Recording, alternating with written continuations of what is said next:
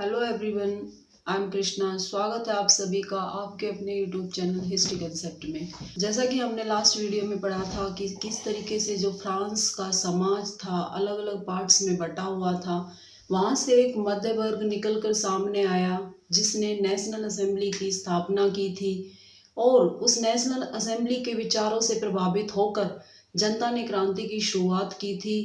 क्रांति के माध्यम से ही फ्रांस में राजतंत्र की स्थापना नेशनल असेंबली के द्वारा की गई थी। लेकिन आज हम बात करेंगे कि किस तरीके से फ्रांस में गणतंत्र राज्य की स्थापना की। उसके बाद वहां पर आतंक राज आया।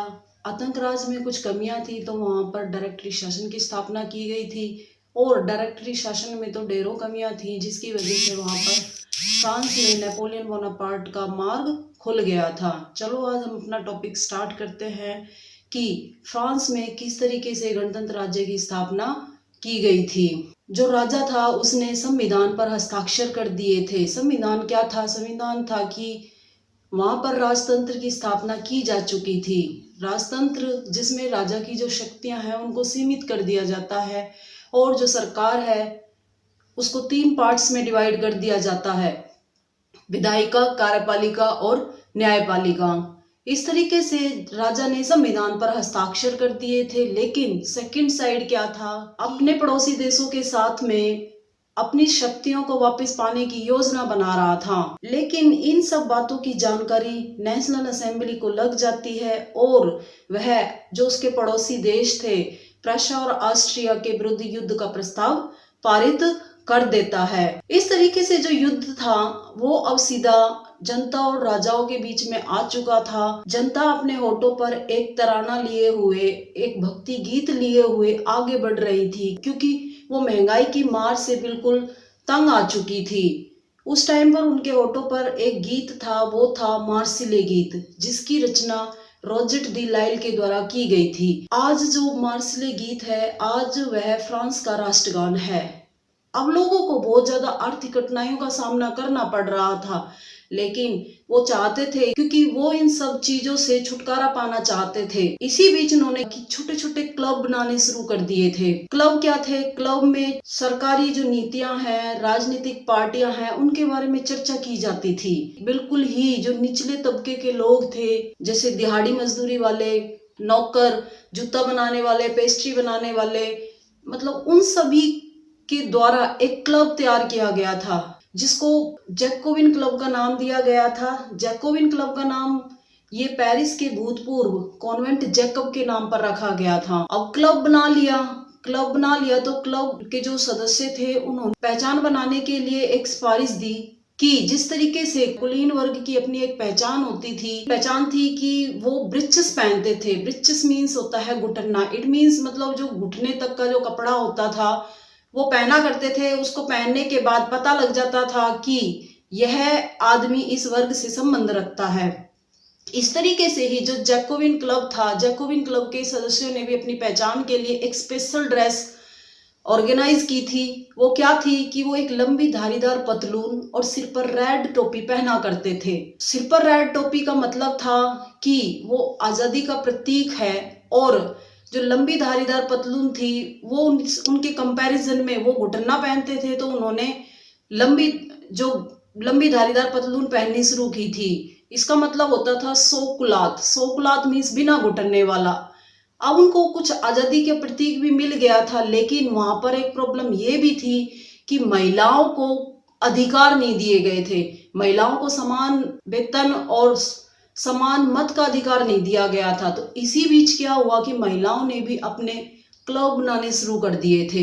उनमें जो सबसे फेमस क्लब था वो था the society of revolutionary and Republic women. उसके माध्यम से उन्होंने सरकार के सामने अपनी कुछ मांगे रखी। उनको वेतन का अधिकार दिया जाए, उनको शिक्षा का अधिकार दिया जाए और साथ ही उनको मत का अधिकार भी दिया जाए।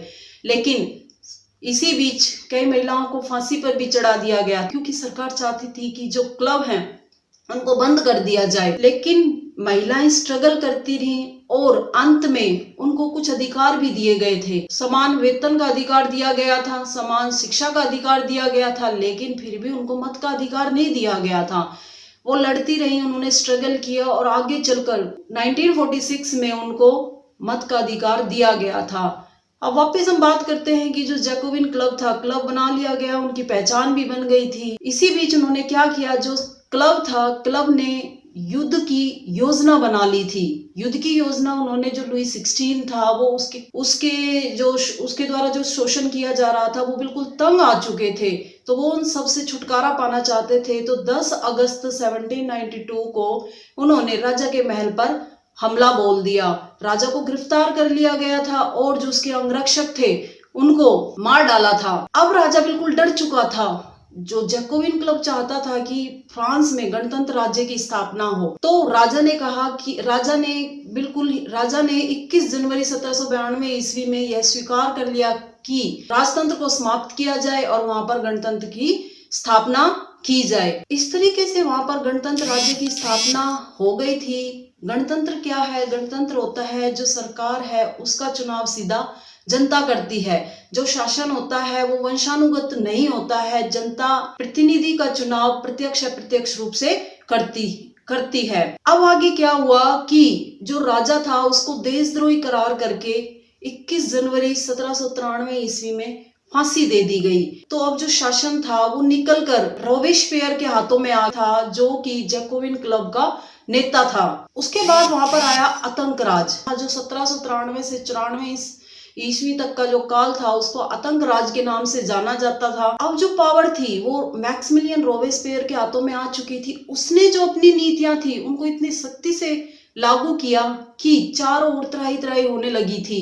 सब उनसे तंग आ चुके थे। उन्होंने चर्च के नाम पर जो कर लिया जाता था उसको बिल्कुल समाप्त कर दिया गया था। कुलीन वर्ग और पादरी वर्ग जो स्टार्टिंग में बताए थे, उनके जो अधिकार थे उनको छीन लिया गया था। इवन उनको गिरफ्तार कर जेल में भी डाल दिया गया था। अब उसने समाज में समान वेतन और समान मजदूरी का नियम लागू कर दिया था। और जो पाव रोटी उस टाइम पर जो सबसे महंगी थी उनकी, उसको भी बिल्कुल समान मूल्य पर वितरण कर दिया गया था। लेकिन जो उसके आसपास के जो नेता थे, जो आसपास के जो लोग थे, वो बिल्कुल तंग आ चुके थे और उसको देशद्रोही करार करते हुए जुलाई 1794 ईस्वी में फांसी पर चढ़ा दिया गया था। अब जो शासन था, अब शासन वहां से भी निकलकर मध्य वर्ग के हाथों में चला गया था। अब जो पढ़े लिखे लोग थे उनके द्वारा एक वर्ग की स्थापना की गई थी जिसको मध्य वर्ग कहा गया था। अब जो शासन था वो मध्य वर्ग के हाथों में आ चुका था। शासन तो आ चुका था, उन्होंने मिलकर एक डायरेक्टरी शासन की स्थापना की थी। 5 सदस्यों वाली एक कार्यपालिका का नियोजन किया गया था, क्योंकि वो नहीं चाहते थे कि जो पावर है वो पावर जैकोबिन क्लब के पास रहे। इसलिए उन्होंने वहां 5 सदस्यों वाली एक कार्यपालिका का नियोजन किया था, जिसको डायरेक्टरी शासन कहा गया था। कोई भी नियम पास करते थे तो उनमें आपस में झगड़ा होता था। अब उस झगड़े का फायदा उठाया था नेपोलियन बोनापार्ट ने। वहां से नेपोलियन बोनापार्ट का मार्ग खुल गया फ्रांस में एंट्री करने के लिए। जो नेपोलियन बोनापार्ट था उसने 1804 ईस्वी में अपने आप को फ्रांस का सम्राट घोषित कर दिया। नेपोलियन बोनापार्ट के बारे में ऊपर एक आई बटन दिया हुआ है, वहां जाकर आप लिंक ओपन कर सकते हो। मैंने स्पेशल वीडियो बनाई हुई है नेपोलियन बोनापार्ट के बारे में कि किस तरीके से उसने अपना प्रभुत्व निभाया फ्रांस में, क्या क्या उन्होंने सुधार किए थे, किस तरीके से उसको आधुनिक फ्रांस का निर्माता कहा जाता था। और उसकी मृत्यु के पश्चात, उसकी मृत्यु को जो लास्ट युद्ध था वो था वाटरलू का युद्ध। 1815 ईस्वी में लड़ा गया था मित्र राष्ट्रों नेपोलियन बोनापार्ट के बीच में। उस युद्ध के बाद वो बिल्कुल हार चुका था।